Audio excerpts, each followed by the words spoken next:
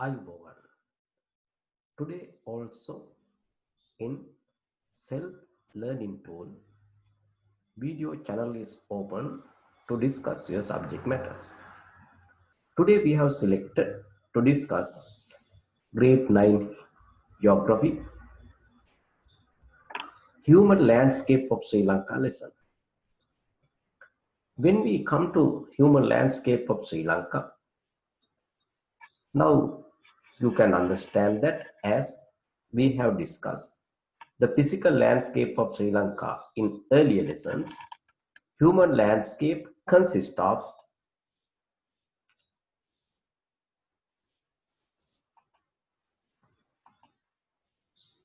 two parts. Now you can see them in front of you in your screen. Human landscape of Sri Lanka can be discussed under two fields. They are population, second one connected to population, it is human activities. Next we find what is population means. Now you find that population is the number of persons living in a specific geographical area within a specific time period. This specific time period is usually considered as a year. Therefore, when you tell the population, the country or geographical area and the time period, that means the particular year must be mentioned. Therefore, you can define population as the population is the number of people living in a country or specific geographical area within a specific period, or usually the specific period is a year. Now you can have a good idea about what is population. Then after studying about population, we go to discuss about second part of it. Population of Sri Lanka is 20.2 million. Population is a dynamic phenomenon. Dynamic means changing. Now you find that it increases every year. Actually not every year. Every moment, every minute, every hour, every day, week, month, like that, the population increases. The information on population is obtained from the census. Census means the official calculation of population. In Sri Lanka, this official calculation of population is conducted by Department of Population and Census because it is conducted once in 10 years. Therefore, once in 10 years, the correct information or counting on population can be achieved, but the Department of Census conduct this calculation annually to collect the necessary information that is important for the development and other administrative activities of the country. Therefore, population is very important concept. Now you know that it is changing. Therefore, it is known as dynamic phenomenon. You'll have to see the dynamic phenomenon. If you don't know the meaning of that one, you find it or you keep it in mind. Dynamic means changing. Then increase of population, the increase of population, we call it growth of population. It occurs due to birth rate and death rate. You know, birth rate means a number of the live birth occurs during the specific period. Death rate means the number of people die or the death occurs.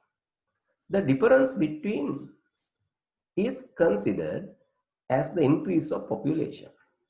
It is common to all over the world.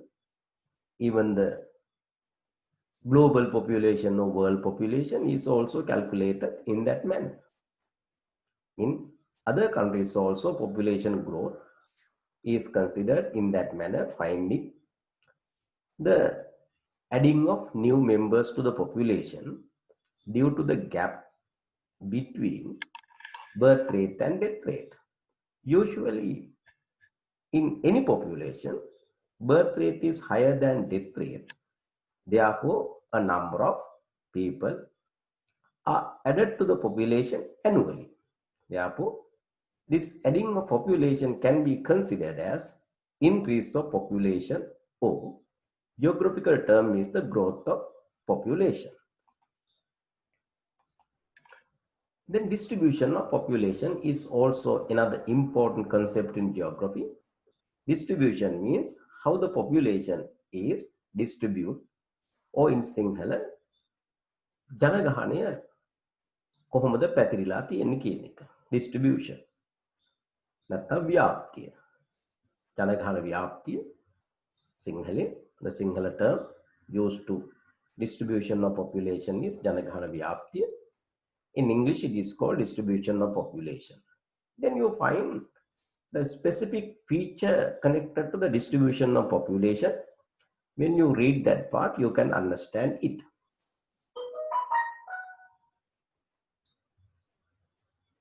When we study the distribution of population, we find very clear-cut feature of it. It is that the population distribution has occurred unevenly. Asamana lesa. Unevenly. Because it means that throughout the island, the population not evenly distributed. In some areas, the high density of population or large number of population can be living. In some areas, you find that the population is very low. Because of this reason or this feature, we call population distribution has an uneven distribution, or population distribution is uneven.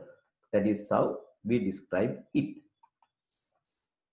Then you find that a large amount of population lives in the wet zone of Sri Lanka, and the population density of the wet zone is also very high when it is compared to the dry zone, because the wet zone and dry zone are now very familiar terms to you. Comparatively, the dry zone population is low, population as well as population density is also low. Then what is the population density is also clarified here. You read that what is in the red color. Then you can understand what is population density means. That is also a very important idea, concept in the population studies. Population density. Now you read it. Population density is the number of persons living in a square kilometer. The number of persons living in a square kilometer is called population density. In Sinhala it is called Jana Ganatwaya.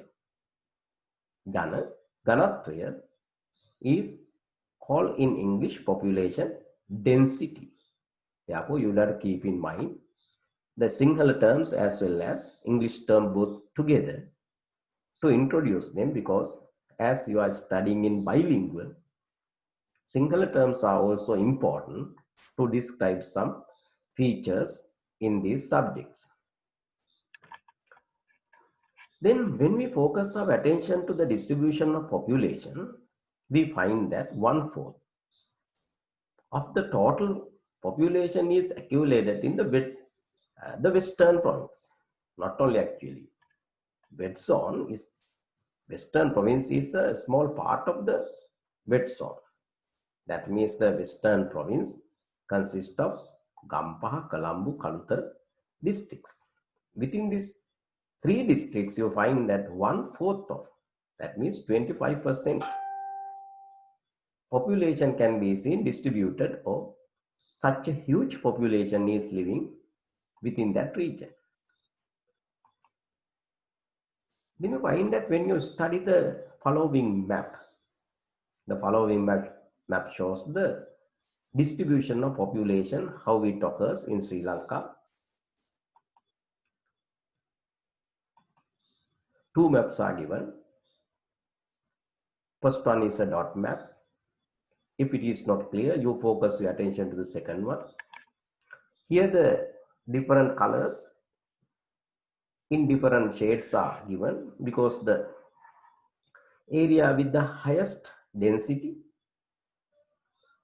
are in the darkest color. Then this area having the lowest population density. That means the number of population as well as the population density both are low here. Then this is the part of the wet zone, and these three districts consist the western province. That is the area with the highest population as well as highest density of population. Therefore, this population map is very important to understand the distribution of population in Sri Lanka. Therefore, you just keep in your mind, sometimes this map may come in your test papers, marked with A, B, C, D like that, and asking what kind of population distribution can be seen there. Then you find that three districts are there, Gampa, Colombo, Kalutara, with the highest population density.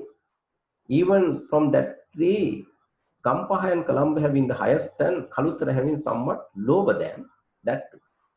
That is also just keep in your mind. Therefore, you focus attention to these two maps. These two maps are taken from your textbook. Therefore, when you keep your textbook in front of you, while you are studying this video lesson, that is beneficial.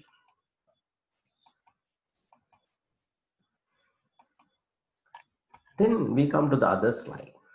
So what are the things you found when you study the maps given to you in earlier slide? When we study the above maps, that means in earlier slides, we find that the highest population as well as highest population density, the density word must be there, can be seen in the western province. Highest population as well as highest population density. The word density also must be coming in the western province. The least population and least population density and distribution could be seen in the northern province, but you know that northern province consists of 5 districts. Out of them, Jaffna districts having somewhat higher population as well as somewhat higher population density. Except Jaffna district, in other districts population density as well as population distribution is also very low. Therefore, again you can remember, as the textbook in front of you, again you look at the map.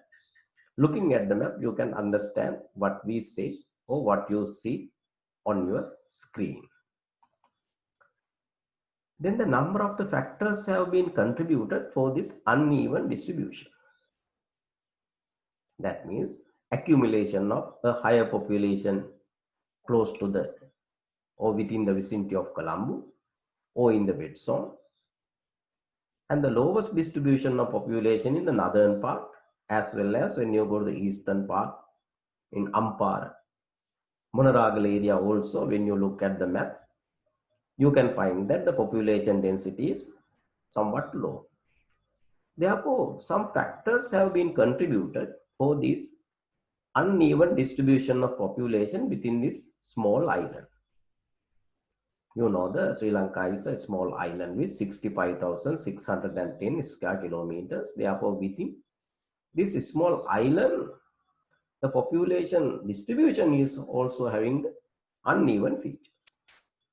Now we are going to discuss what are the factors that can be identified or contributed for this uneven distribution. First one can be identified as the development of Colombo as a main commercial and administrative city. Therefore, the population density as well as population, amount of population living there or amount of people living there is very high. That is one reason for the accumulation of Accumulation is collecting of people there. What is the development of Colombo as a main commercial and administrative city from the ancient time?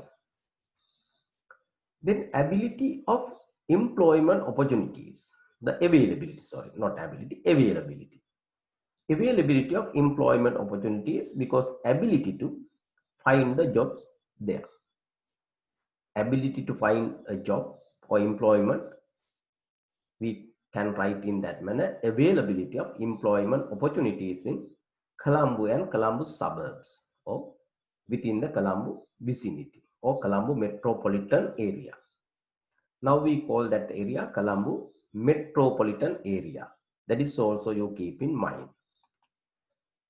Next one, development of infrastructure facilities, because you know that people prefer to live in an area where infrastructure facilities are available, because infrastructure facilities supply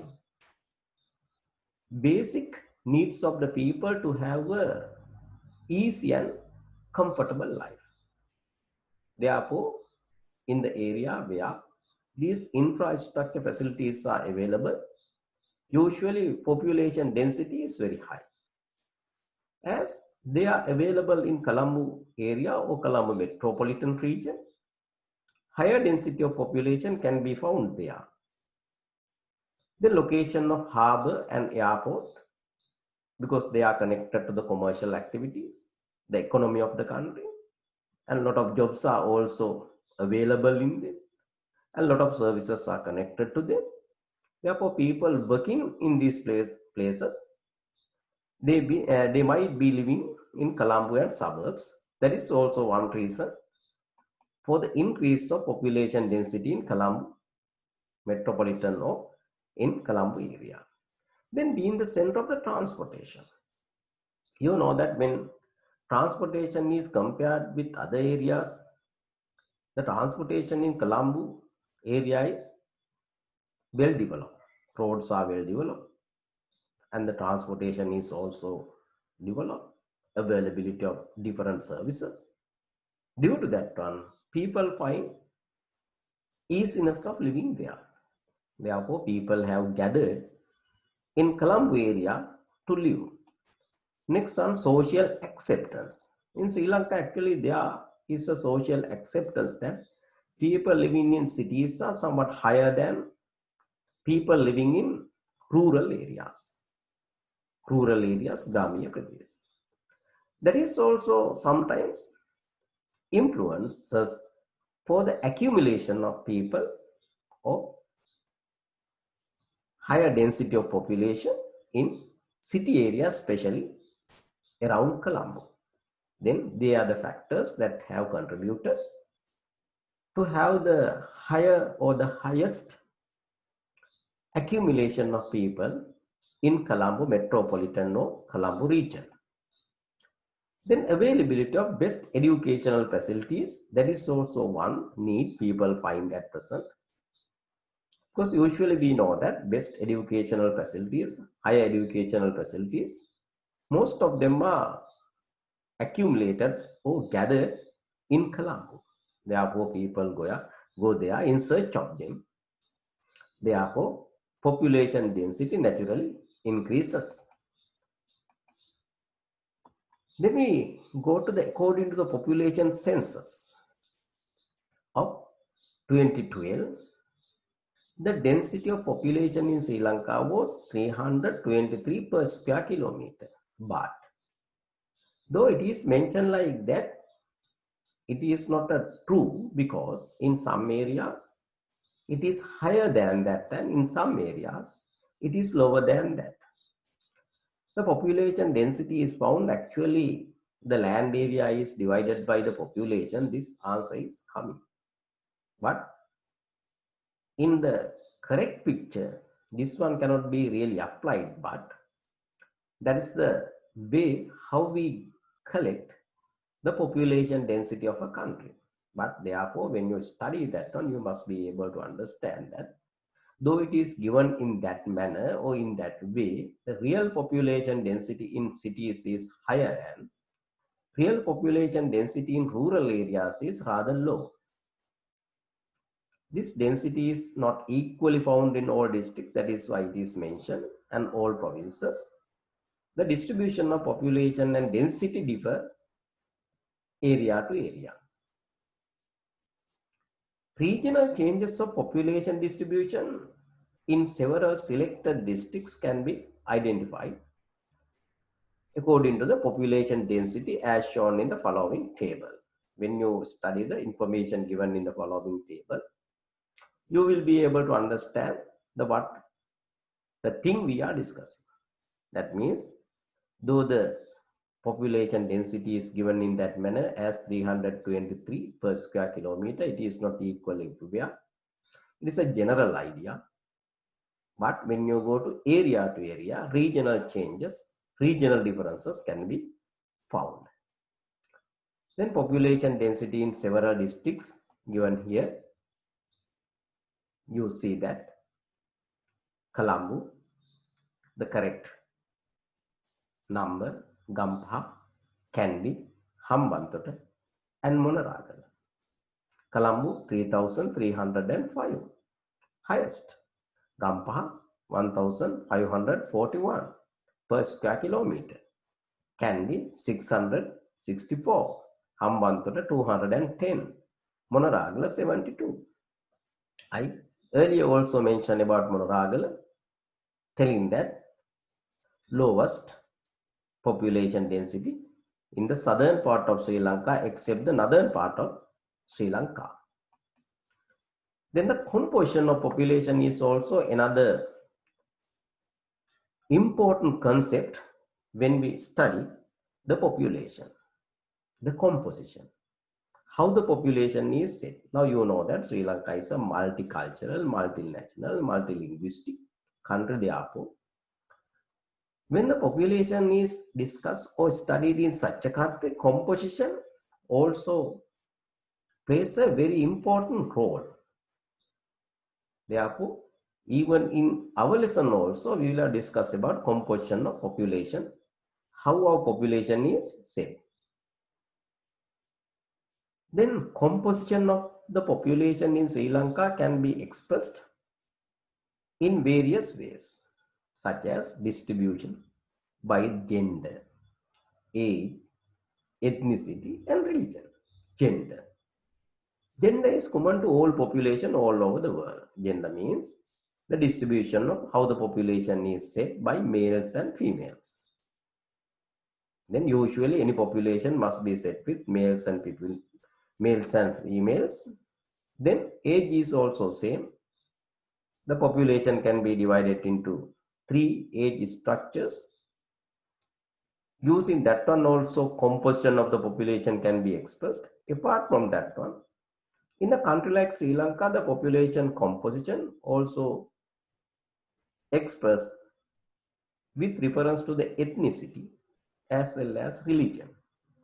Sometimes based on languages also, the composition can be discussed. Now here we are going to discuss only under gender, age, ethnicity, and religion. The idea I mentioned earlier is now going on the screen. You read that one. Since Sri Lanka is a multi-religious, multi means more, multilinguistic, linguistic means languages, and multi-ethnic, ethnic means nationality, country, the composition of population is very important.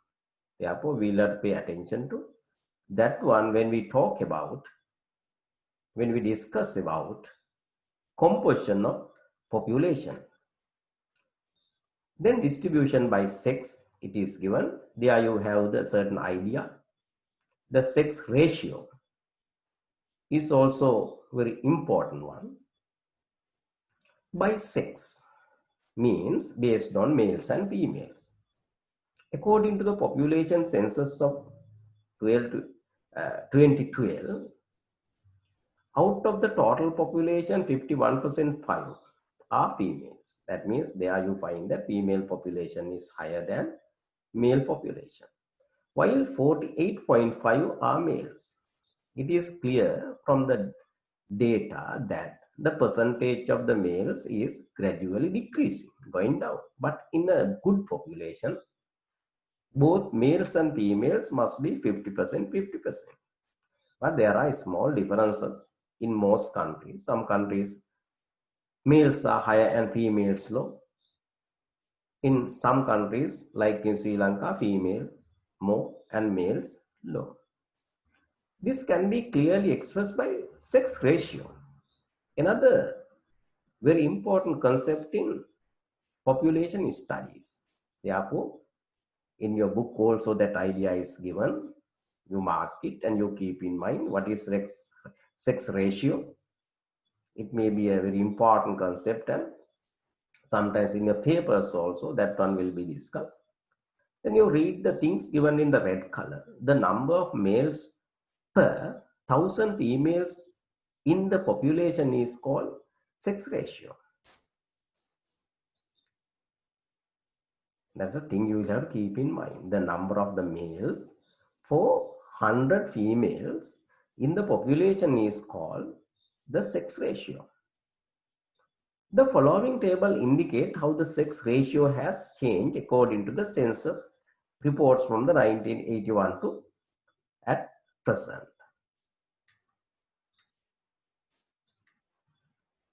When you read that one, then you can understand.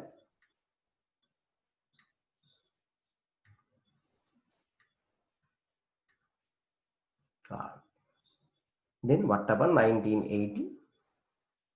What is the thing you find? Who are more? More males. 85 more males. 90 again more males. 95 is the nice one because it is well balanced.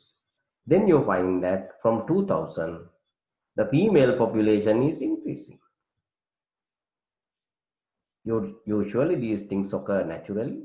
Therefore, again, this balance may occur. Therefore, don't worry about that. It is natural time to time.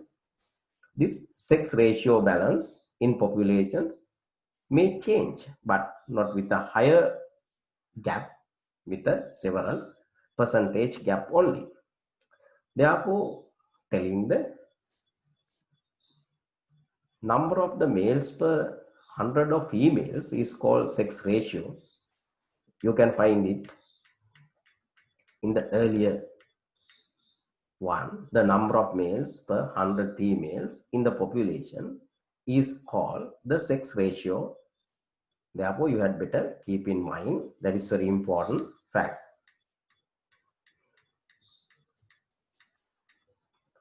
We go to next one, age structure. I told you any population can be divided into 3 age groups. What are they? Because according to that one, Sri Lankan population is also divided in that manner. They are the group, the younger dependent. That means from 0 to 16. Then from 16 to 60, they are the labor force. Then above 60, senior citizens. Can you remember it? 0 to 16, they are junior dependent because they depend on their parents. Because until they complete their 18 years old, they can't do any job. Therefore, they will have to depend on their parents or elders. Therefore, they are juniors dependents. Then until 60, they engage in jobs. That age group, we call it labor force, Shrama Balakaya. Then above, they are senior citizens because they take the pension, and they are also maintained by that labor force because now they cannot work. So when we talk about, when we study about the present population data, we find that the number of the senior citizens is increasing rapidly.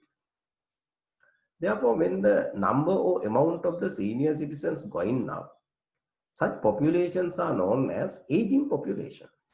Aging. Vayaskata Janagana.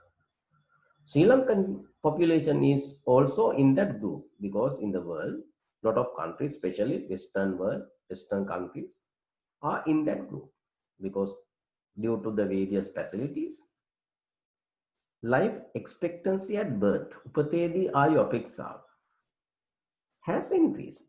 වැඩි වෙලා තියෙනවා. Therefore, the long age is enjoyed by the people. As a result of that one, what is the result? Now you can tell me. The number of the people above 60 is increasing rapidly.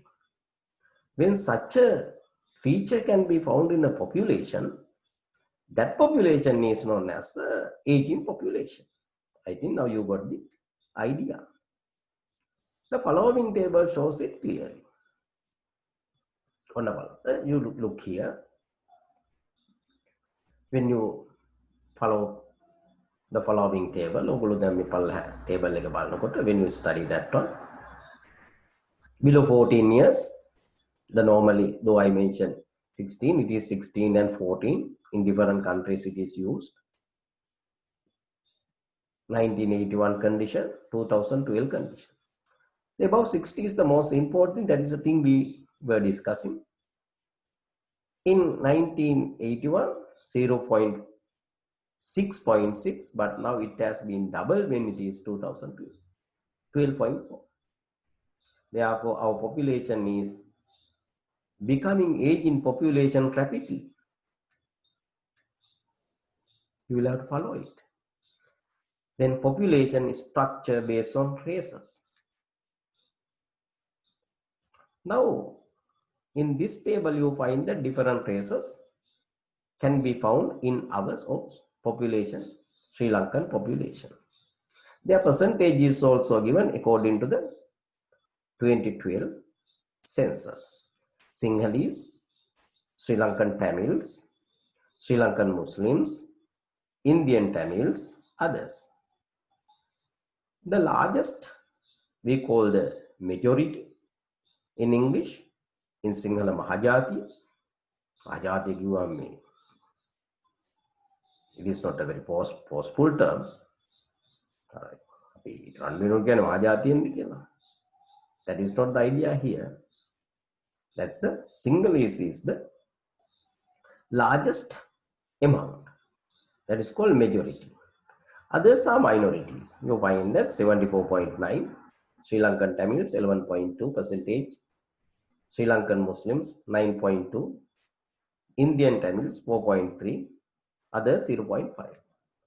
How they are represented in the graph. Divided circle graph, how that one is represented. This graph is also keep in mind because sometimes in your paper, this graph may come and based on the graph, some questions may say in different provinces. Therefore, when you study this book, because I also participated in this compiling this book, therefore I have certain idea why these things are included. Therefore, you will have to keep that in your mind and all the information given in the textbook also, because I have prepared this.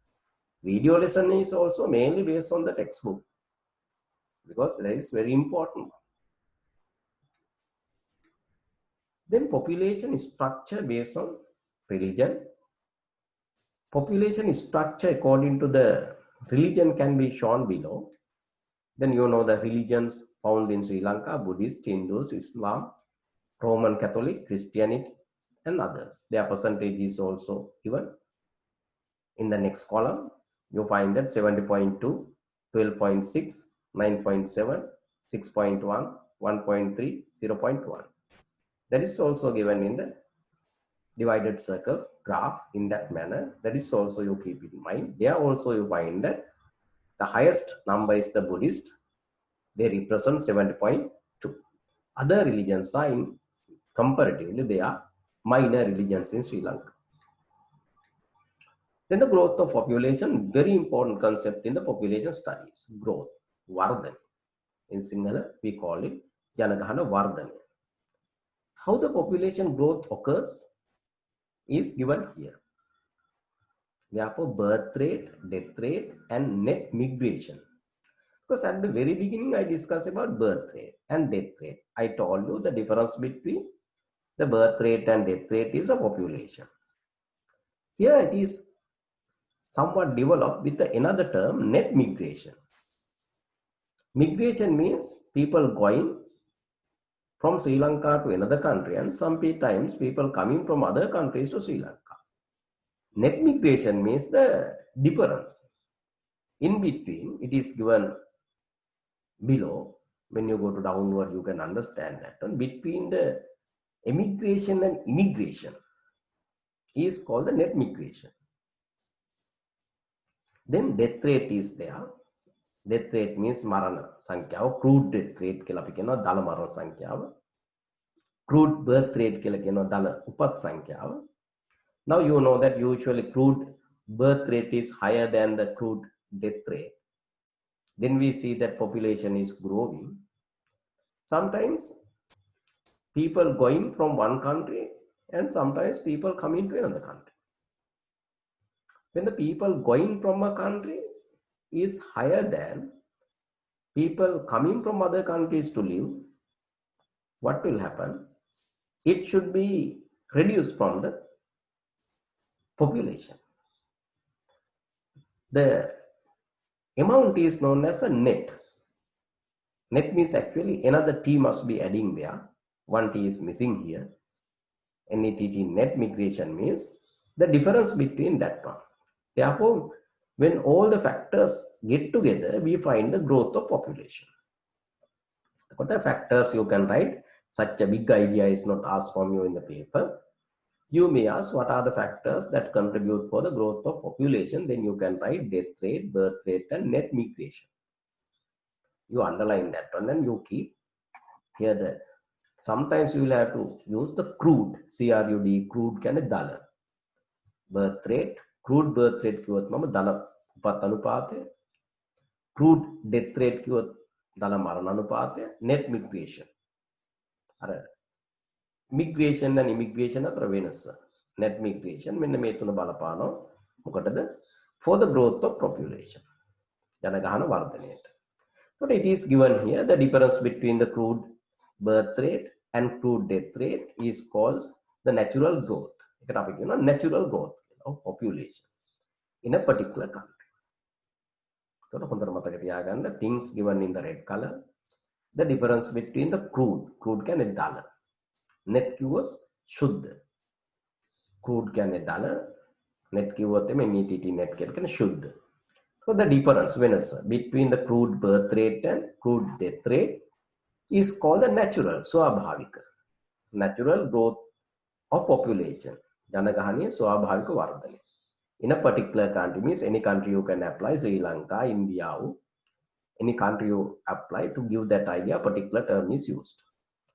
When it is added to the net migration, the difference between the immigration and immigration, in and out migration කියලා කියනවා. The terms you know that. ආගමන විගමන of the country is called the growth of total population. So ඒකත් when that one is also added, sometimes plus, sometimes minus. සමහරට අඩු කරන්න වෙනවා, සමහරට එකතු කරන්න වෙනවා. When that both calculate or get together, the total population growth can be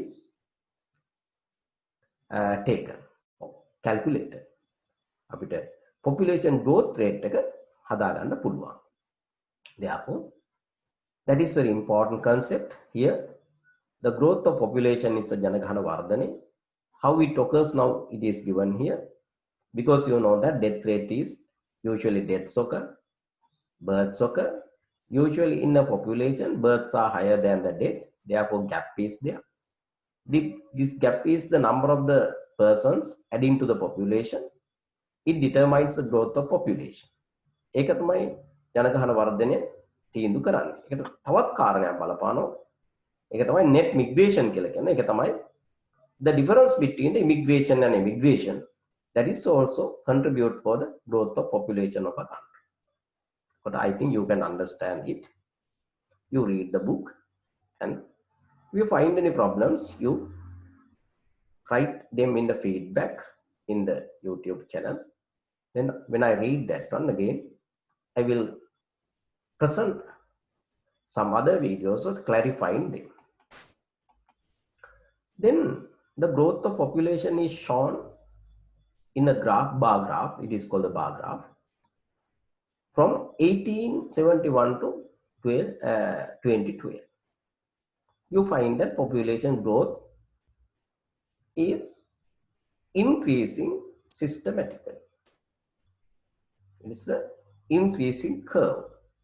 You find that the population 1871, 1881, that means the years when the census were conducted. The census conducted karapu avrudu. Therefore, you find that then how the population increase gradually, systematically. It is well shown in this graph. That's the value of the graph. Some complex ideas can be shown very simply and clearly.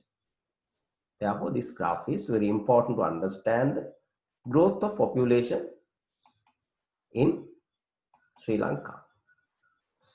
Then the population part is over.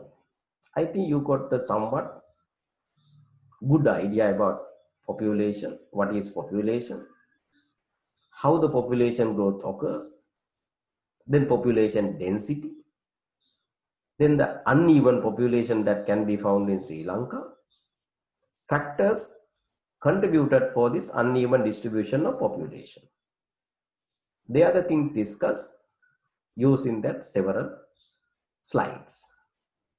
Now another concept is they are directly connected to the population, that is settlements. In geography, mainly we identify three types of settlements.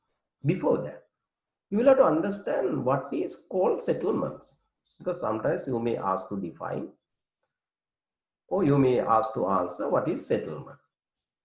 Or even without that, you must have the idea to explain settlement means this one. That is the target of this lesson, that part, to give you the clear-cut idea about these geographical factors. Then you read them. I think you can read it. Settlements are built by the people to live in cooperation, protecting themselves from enemies, wild animals, and bad weather conditions. Then settlements are usually collection of houses. Why people build houses? To get protection from the bad weather conditions, animals, enemies, like that. But merely a collection of houses is not a settlement. In a settlement, there must be something cooperation. These people must be living together. They must be living together, helping each other, especially their human activities. That means human activities, you know that mainly in social activities and economic activities and various human activities are there. In these activities, the cooperation must be there. Therefore, settlement is not merely a cluster of houses. You have to keep in mind, you underline that one if you need. You take them printed. But people living in a settlement are bound to each other by number of bonds. Bonds we can band. We have the various bonds. When we are living, we will have to follow various bonds. Banding අපිට තියෙනවා. Relations, the friends working in one place, like that various bonds are there. Then religious, cultural bonds. Further, the settlements consist of various institutions connected to economic, social, religion activities. Religious places, buildings, gardens, parks, agricultural lands, all of them are the part of a settlement. Therefore, settlement is not merely a cluster of houses. It is a collection of various kinds of buildings, places connected to the human activities. Therefore, settlement is not merely a cluster of houses. It cannot be explained like that. Therefore, all the human activities, economic activities of the people are covered or coming under the settlements. Then settlements mainly can be divided into three categories in the geography: rural settlements, urban settlements, urban settlements. Rural means the settlements which are found in the rural areas, Grameen, away from the cities. It must be not he, it must be the settlements which are based on agriculture and fisheries, industry, paying more attention on the primary economic activities when using resources are called rural settlements. The villages located close to the tanks in the dry zone is a very good example for these rural settlements. Apart from that, fishing villages are also can be taken as examples in Sri Lanka. Here the term not he, it must be the settlements. Here the picture shows the rural settlements, settlements of the farmers or settlements of the people, those who keep animals, or settlements of the people, those who engage in fishing industries. They are called the rural settlements. When we come to urban settlements, completely opposite of that one, the settlements which are known as cities, towns. Then urban settlements are area with higher density of population. Now you know it. This higher concentration. Concentration means collection of population can be found in the limited land area centered on non-agricultural, because in the cities or urban areas, agriculture is not the main human activity or economic activity. In place of the agriculture, the secondary or tertiary human activities or economic activities are conducted. That means service sector is the main economic activity can be found in the urban settlements. The Colombo urban settlement can be found. The most important, the Lotus Tower is also can be seen in this diagram, the picture. Then you find that urban settlements. Urban settlement is a type of settlements. They are both features can be found more or less. When the urban settlements getting closer to the rural settlements, in that area more rural features and less urban features can be found. When the urban settlements get closer to the urban settlements, more urban features and less rural features can be found. Therefore, urban settlements can be introduced as a settlements with features of both rural and urban settlements. Therefore, when you read that one, you can understand it easily. But actually, at present, most rural settlements are turning into urban settlements. In this journey, the rural settlements will have to undergo or go through the urban settlements. Urban settlements, when they come towards the rural settlements, the urban settlements are found. So when you go from rural settlements to urban settlements, in between, urban settlements are found. In the urban settlements, features of both rural and urban settlements can be found.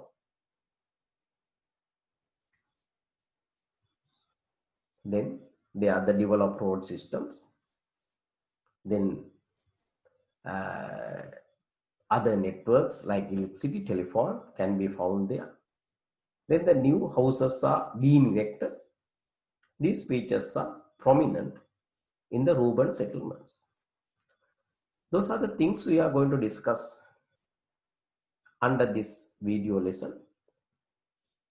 In next video lessons, we are going to discuss the other part of the lesson, and you keep in mind, you take the maximum benefit of that one. Sometimes when you look at this video lesson 1, you won't be able to understand, therefore you follow it again and again. And if you find any problem, inform us, give us your feedback. So you go to the self-learning tool, you know that it is prepared for the benefit of you, especially when the schools are away from you. Apart from that one, even during the period of the schools are conducted, as extra learning resource, this video educational channel can be utilized. Therefore, try to take the maximum benefits of that one. And until we meet in the next lesson, next video lessons, then keep in mind to take the maximum benefits of this one, and then we say goodbye to you. Though we study in English, always we protect our culture, therefore we say Ayubowan. It is so. Ayubowan to all of us. Have a good day. Take the maximum benefits of these videos, and thank you being with us in this lesson. Thank you.